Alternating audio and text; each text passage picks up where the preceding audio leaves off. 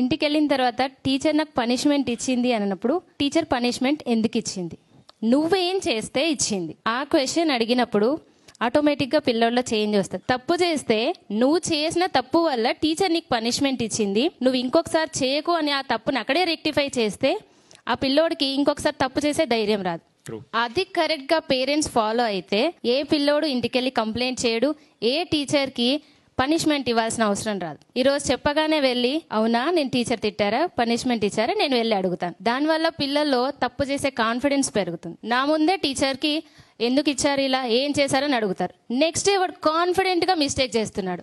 అప్పుడు మళ్ళీ మీరు ఒకవేళ కారిడార్ లో నడుస్తుంటే వీడు పక్కన ఫ్రెండ్స్ కి వెళ్ళి రే ఈ టీచర్ మా నాన్న అడిగేసింది. పేరెంట్స్ కి మినిమం రెస్పెక్ట్ అనేది తెలియట్లేదు. ఒక టీచర్ కి ఎలాంటి రెస్పెక్ట్ ఇవ్వాలి వాళ్ళకే తెలియకపోతే వాళ్ళు పిల్లలకి ఏం నేర్పిస్తున్నారు. మేము అన్ని మినిమం వాల్యూస్ అన్ని మేము నేర్పిస్తున్నాం, మోరల్ వాల్యూస్ నేర్పిస్తున్నాం.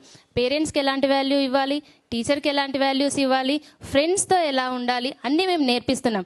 కానీ ఇంటికి వెళ్ళిన తర్వాత ఆ పేరెంట్సే ఒక ఇర్రెస్పెక్టివ్గా టీచర్ గురించి మాట్లాడితే పిల్లోడు వాళ్ళ నుంచి ఏం నేర్చుకుంటాడు? నేర్చుకోవడానికి ఏమీ లేదు. వాడికే తెలుసు మా టీచర్తో నేను ఎలాగైనా మాట్లాడవచ్చు, నేను ఏమైనా చేయొచ్చు, క్లాస్లో కూడా నేను ఏమైనా చేయొచ్చు. ఆ కాన్ఫిడెంట్ వల్లనే ఈ మిస్టేక్స్ అన్నీ జరుగుతున్నాయి. ఈ మిస్టేక్స్ని రెక్టిఫై చేయాలంటే ఖచ్చితంగా ఫస్ట్ పేరెంట్స్లో మార్పు రావాలి.